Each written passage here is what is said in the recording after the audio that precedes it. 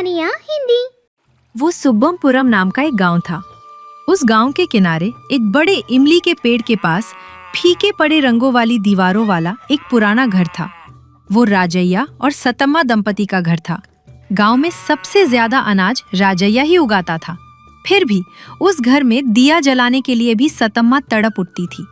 राजैया के पास धन की कमी नहीं थी, लेकिन मन की कमी थी। वो एक मशहूर कंजूस था। उसकी पत्नी सतम्मा भी पति के ही जैसी थी। दोनों एक एक रुपया जोड़कर अनाज के भंडार के नीचे पुराने घड़ों में गाड़ देते थे, लेकिन कभी पेट भरकर खाया नहीं, अच्छा पहना नहीं। उनका जीवन ऐसे ही चल रहा था कि एक दिन उनकी शांत कंजूसी में विघ्न आ पड़ा। शाम का समय।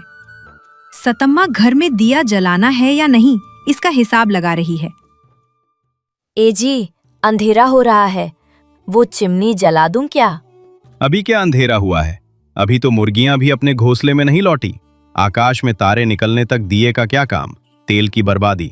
कल रात आप अंधेरे में ही खाना खाते हुए चावल के दाने नीचे गिरा रहे थे, उन पर चींटियां लग गईं। बस कर, एक दाना भी नीचे नहीं गिरा। तूने जो मुट्ठी भर परोसा था उसमें से नीचे गिरने के लिए था ही क्या? तू चूल्हे के पास ही बैठ जा। और मेरे काम का क्या? ओ सतम्मा, सतम्मा, घर में ही हो क्या? फिर सतम्मा बाहर आके गई।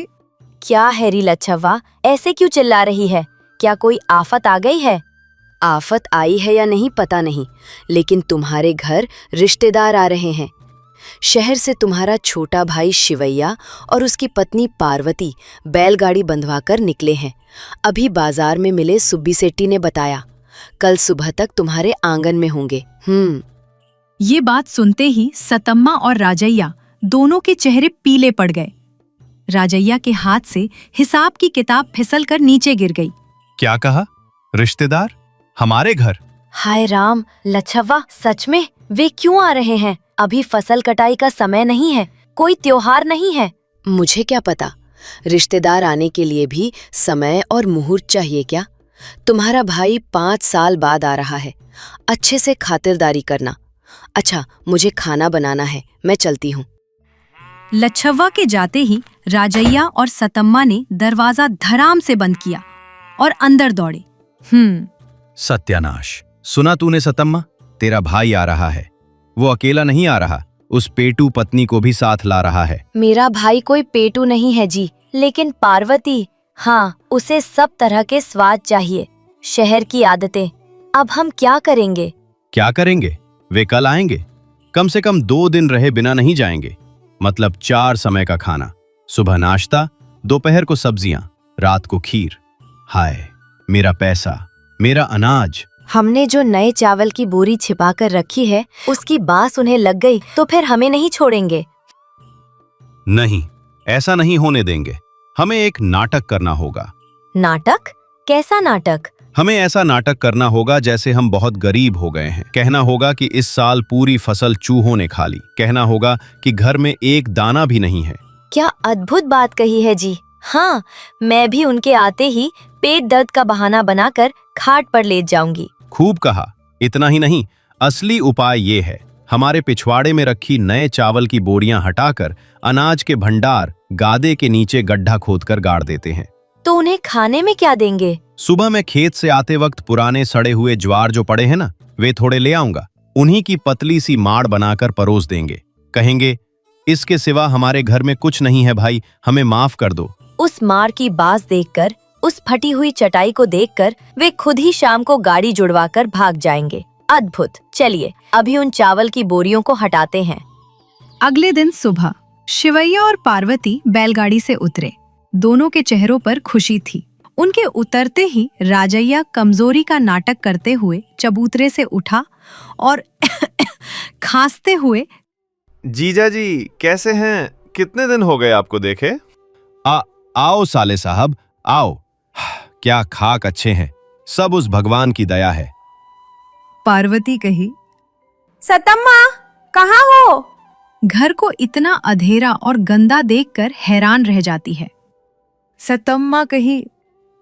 कहाँ हूँ पार्वती? यही खाट पर पड़ी हूँ। पूरी रात पेट दर्द से जान निकल रही थी। पार्वती कही।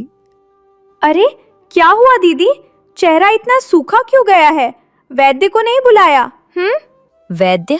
उसे देने के लिए फूटी कौड़ी भी नहीं है भाभी। इस साल सारी फसल बर्बाद हो गई। खाने को अन्न नहीं है। भूख से पेट में आंतें मरोड़ रही हैं।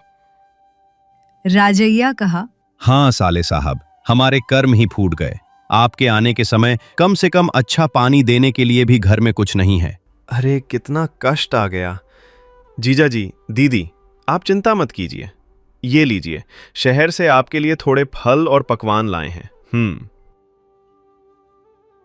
फिर राजैया मन ही मन में, ये नहीं रे, पैसे चाहिए। अरे ये सब क्यों साले साहब? हमें पहले दीदी की हालत देखनी होगी। पार्वती, तुम दीदी के पास ही रहो। जीजा जी, आप आइए, हम जरा गांव के वैद्य से मिलकर आते हैं। वैद्य? नहीं साले साहब, मेरे पास पैसे नहीं है।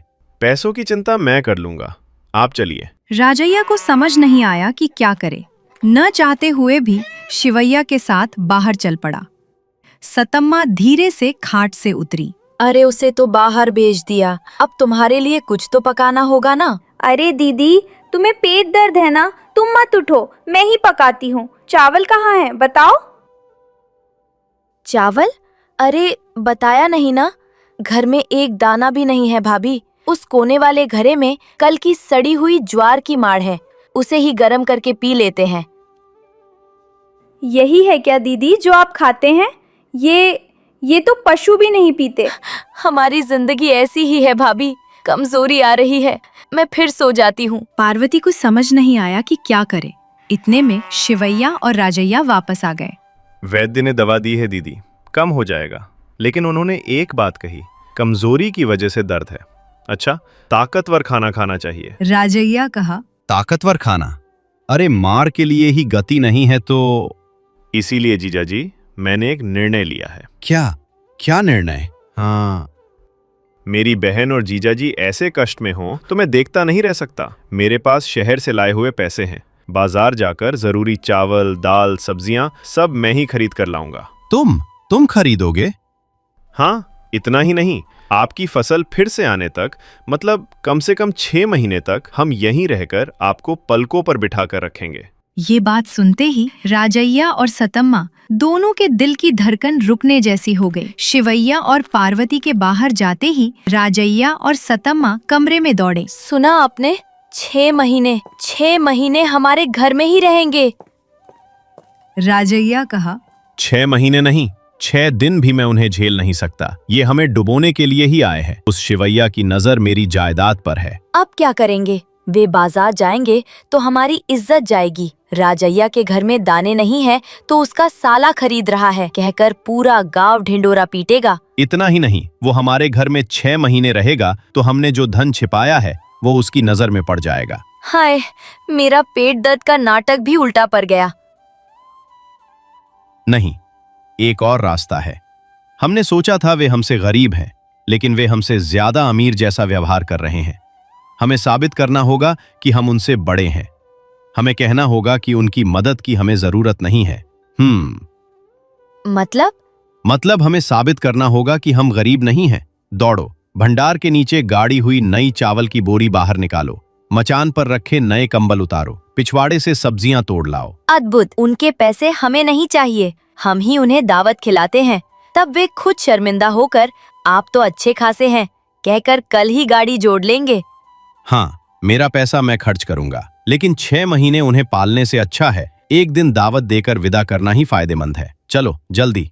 शिवैया और पार्वती बाजार से वापस आने तक घर का नक्शा ही बदल गया था। अंधेरे में डूबा घर अब 3 दियों की रोशनी से जगमगा रहा था। फटी चटाइयों की जगह नई चटाइयां थीं। आओ साले साहब, आओ, इतनी जल्दी आ गए? क्या जीजा जी, ये सब? अरे घर तो...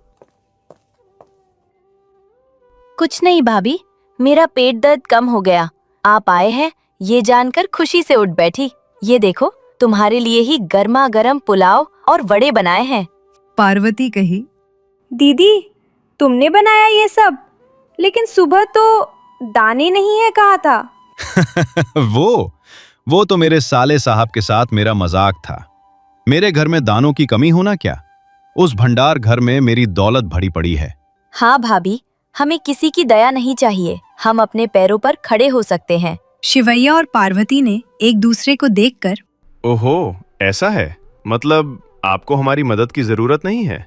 6 महीने यहाँ रहने का मेरा विचार आपको पसंद नहीं आया क्या जीजा जी? अरे ऐसा कुछ नहीं है साले साहब, तुम 6 महीने नहीं 6 साल रह सकते हो, लेकिन तुम्हें शहर में काम होंगे ना। मतलब आप चाहते हैं कि हम कल ही चले जाएं दीदी? वो ठीक है जीजा जी, अपना नाटक बंद कीजिए। आपके भंडार के नीचे छिपाए चावल, मचान पर छिपाए कंबल, सब हमें पता है। राजैया और सतम्मा सन्न रह गए। दीदी, हमें देखकर आपको गरीब होने का नाटक करने की जरूरत नहीं है।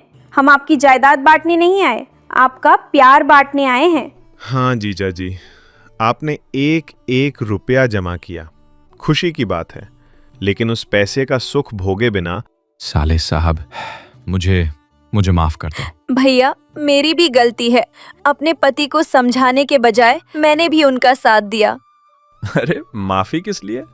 अब समझ गए ना, पैसा हमारी जरूरतों के लिए और 4 लोगों की मदद करने के लिए होता है, उसे गाड़ कर रखने और खुद भूखे रहने के लिए नहीं। अब देखिए, घर कितना खिला खिला लग रहा है।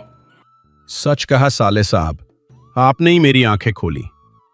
सतम्मा, वे वड़े इधर लाओ। आज मैं अपने रिश्तेदारों को जमींदार की तरह खाना खिलाऊंगा। कमाया हुआ धन रिश्तेदारों और अपनों के साथ बांटने पर ही उसका असली मूल्य होता है। कंजूसी से जमा की गई दौलत मन को शांति नहीं देती, बल्कि बने बनाए रिश्तों को भी दूर कर देती है।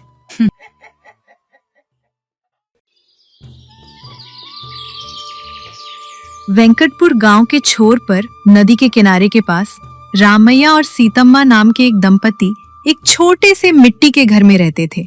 उनके पास 2 एकड़ सूखी खेती की जमीन और आंगन में 2 भैंसें थीं। जो कुछ भी उनके पास था उसी में संतुष्ट रहकर वे एक दूसरे का साथ देते हुए शांति से जीवन बिता रहे थे। वह पुष्य का महीना था। उस साल गांव पर कड़ाके की ठंड का ऐसा प्रकोप था जैसा पहले कभी नहीं देखा गया था। सुबह जल्दी उठकर आंगन में आने पर कोहरा एक घनी चादर की तरह गांव को ढक लेता था, जिससे सामने खड़ा व्यक्ति भी दिखाई नहीं देता था। हवा सुइयों की तरह शरीर में चुभ रही थी। रामैया और सीतम्मा ने उस सर्दी के मौसम के लिए आवश्यक सभी तैयारियां कर ली थी। रामैया जंगल जाकर लकड़ियों का एक बड़ा गट्ठा ले आया और उसे पिछवाड़े में ढेर के नीचे जमा दिया। सीतम्मा ने चावल के बर्तन और दालों के घड़े को पूरा भरकर अटारी पर सुरक्षित रख दिया।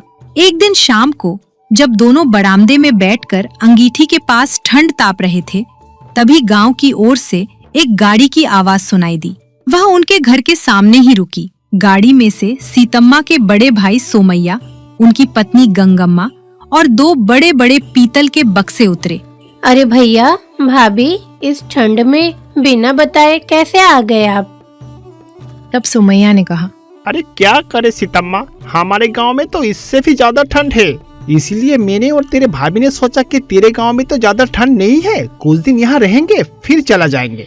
बाप रे, तुम्हारे गांव का रास्ता बहुत ही खराब है। गाड़ी के झटकों से कमर टूट गई। अंदर थोड़ा गर्म पानी हो तो लाओ, हाथ पैर धो लूं। ये सुनकर रमैया ने कहा, हाँ हाँ, आइए साले साहब, आइए भाभी जी आइए। सोमैया और गंगम्मा बगल के गांव के थे। आलस्य और पेटू स्वभाव के लिए वे अपने गांव में मशहूर थे।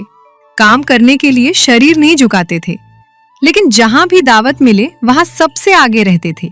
इस सर्दी में काम न मिलने और घर पर खाना बनाने के आलस में वे हालचाल पूछने के बहाने अपनी बहन के घर धावा बोलने आए थे। भैया के आने की खुशी में सीतम्मा ने उस रात एक बड़ा उत्सव मनाया।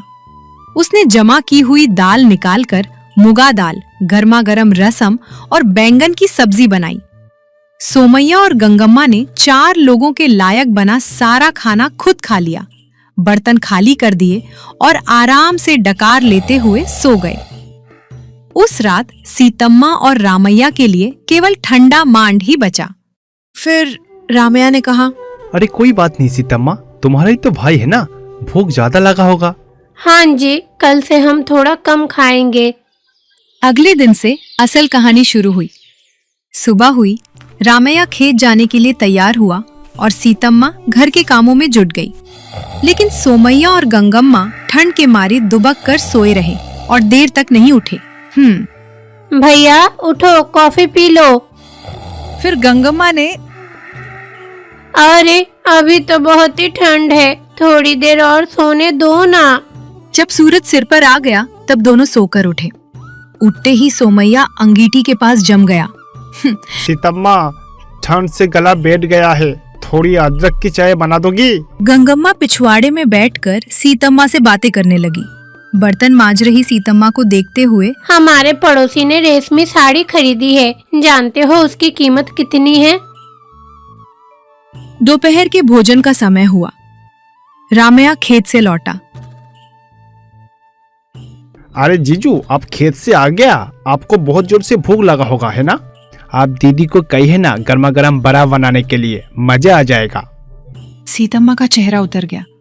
वड़े बनाने के लिए दाल पीसनी होगी और तेल चाहिए। तेल का डिब्बा भी खाली होने वाला था।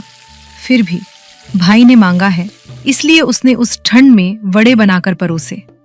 रात को दीदी सुबह बोरा खाया था ना, रात को मार बना दीजिएगा, वही काफी है।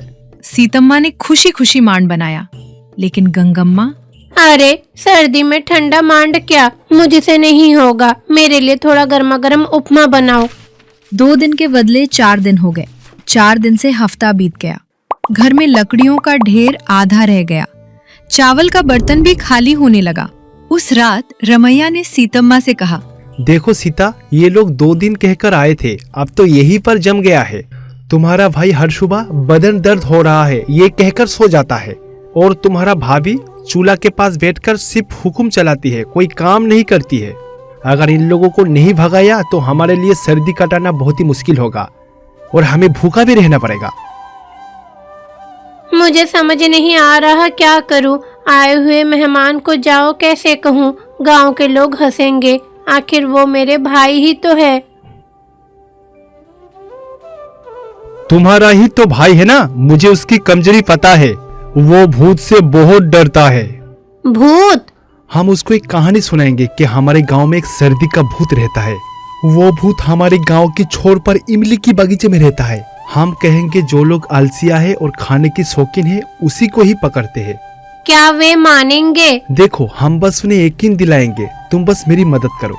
उस रात खाने की मेज पर रामैया और सीतम्मा गंभीर होकर बैठे। सीतम्मा, कल से दरवाजा बहुत ही मजबूती से बंद करना और सूरज ढलने के साथ साथ सभी को घर में रहना होगा। अरे जीजा जी, ऐसा क्यों? क्या चोरों की डर से ये सब करोगे? फिर रामैया गंभीर होकर कहा, चोर नहीं, चोरों से भी खतरनाक थे भाई। कल पड़ोस वाली सुब्बुडू को सर्दी वाली भूत ने पकड़ लिया था। सर्दी का भूत? वो कैसा है? आपको नहीं पता भाभी, ये पुष्य मास में ठंड जब बढ़ जाती है तब वो आता है, जो बिना काम किए आलसियों की तरह बैठा रहता है उसे ढूंढता है। ये सब तुम लोगों की अंधविश्वास है, हम लोग ये सब नहीं मानते। आपकी मर्जी भाई, हमें जो सावधानी बतानी थी हमने बता दिया। परसों सुब्बुडू ने भी यकीन नहीं किया, कल रात ठंड से कांपते हुए मर गया। सोमैया और गंगम्मा के चेहरे का रंग उड़ गया। उस रात खाना खाकर वे जल्दी सो गए। ठीक आधी रात सोमैया और गंगम्मा जिस कमरे में सो रहे थे उसकी खिड़की पर किसी के नाखूनों से खुरचने की आवाज आई। गंगम्मा डरते हुए, हे जी, ये आवाज कैसी है? सोमैया नींद में बोलने लगी। अरे कुछ नहीं, ठंडी हवा चल रही है, सो जाओ। वो आवाज फिर से आई, आलसियों का गंध, वो लोग मुझे चाहिए। वो रामैया था जो घर के पीछे से आवाज बदलकर चिल्ला रहा था। दोनों चौंक कर उठ बैठे। बाहर किसी सफेद आकृति के चलने की परछाई दिखी। वो रामैया था जिसने शरीर पर चावल का आटा मल रखा था और काला कंबल ओढ़कर जानबूझकर घूम रहा था। अरे भूत, सचमुच भूत, वो मुझे पकड़ लेगा। अरे जोर से मत चिल्ला, वो हमें ही बुला रहा है। आलसी कहा उसने, मतलब कि तुम। अगली सुबह सोमैया और गंगम्मा के चेहरे उतरे हुए थे। वे अंगीठी के पास जाने से भी डर रहे थे। क्या हुआ भाभी, सुबह सुबह उठ गई, अंगीठी के पास नहीं बैठी? नहीं, ठंड नहीं लग रही। अच्छा, रात में कोई जोर जोर से चिल्ला रहा था क्या? हाँ जीजा जी, भूत आया था, सच में भूत आया था। आलसी कहकर चिल्ला रहा था। अरे क्या सच में? मतलब कि वो भूत हमारा आसपास ही घूम रहा है। वो इस तरह आलसी लोगों को पकड़ता है। सुब्बुटू इसलिए दुनिया छोड़ के चला गया। अरे हमें पता नहीं था, हमें बचाइए भैया। इसका एक ही तरीका है भाभी, कहते हैं कि भूत को मेहनत करने वाले लोग बिल्कुल पसंद नहीं है, समझे आप? उस दिन सोमैया रामैया के साथ खेत पर गया। गंगम्मा सीतम्मा के साथ बर्तन मांजने और पिछवाड़े में गोबर उठाने बैठ गईं। लेकिन उन्हें काम करने की आदत नहीं थी। शाम तक वे बदन दर्द से कराहने लगे। उफ, मुझसे नहीं होगा जीजा जी। इस काम से बेहतर तो उस भूत के हाथ में लाश बन जाऊं। मेरे कमर आकर गया है। हाँ जी, ये सीतम्मा मुझसे बहुत काम करवा रही है, मेरा हाथ भी फट गई है। उस रात फिर से रामैया ने घर का दरवाजा जोर जोर से पीटने लगे। इस घर से अभी भी आलसियों का गंध आ रही है। आज रात तुम दोनों की खैर नहीं। सोमैया और गंगम्मा डर के मारे थर-थर कांपने लगे। रात भर सो नहीं पाए। सुबह होने से पहले ही सोमैया और गंगम्मा ने अपने बक्से बांध लिए। रामैया और सीतम्मा के जागने से पहले ही वे बाहर बैठ गए। रामैया बाहर आया। अरे साले साहब, इतना जल्दी उठ गया? अरे जीजा जी, अरे सीतम्मा, हमें गांव में राजा के पास काम है, इसलिए हमें अभी निकलना होगा। अभी जाओगे? 2 दिन और रुक जाते तो बहुत ही अच्छा होता। नहीं जी, हमारे पास समय नहीं है, गाड़ी मंगवाइए, हम चले जाएंगे। भैया कम से कम मांड तो पी कर जाइए। नहीं नहीं, हमें कुछ नहीं चाहिए। रास्ते के खर्च के लिए कुछ पैसा दे तो बस। रामैया ने अपनी हंसी रोकते हुए 10 रुपए दिए। दोनों जल्दी जल्दी गाड़ी में चढ़े और गांव छोड़कर भाग गए। गाड़ी ओझल होने तक वे पीछे मुड़ मुड़ कर देखते रहे कि कहीं भूत फिर से तो नहीं आ रहा। उनके जाने के बाद रामैया और सीतम्मा खूब हंसे। देखा सीतम्मा, सर्दी के भूत के डर से कैसे भाग गया। हाँ जी, वैसे आपने भूत की एक्टिंग बहुत अच्छी की, मैं भी डर गई थी। असली रिश्तेदारों से पीछा छुड़ाने के लिए कुछ तो बुद्धि का इस्तेमाल करना पड़ेगा ना। अब हमारे पास लकड़ियाँ और चावल बच जाएगा और ये सर्दी बहुत ही मजे से कटेगा। उसके बाद दोनों खुशी खुशी अंगीठी के पास बैठे और बची हुई लकड़ियों की गर्मी से ठंड तापने लगे।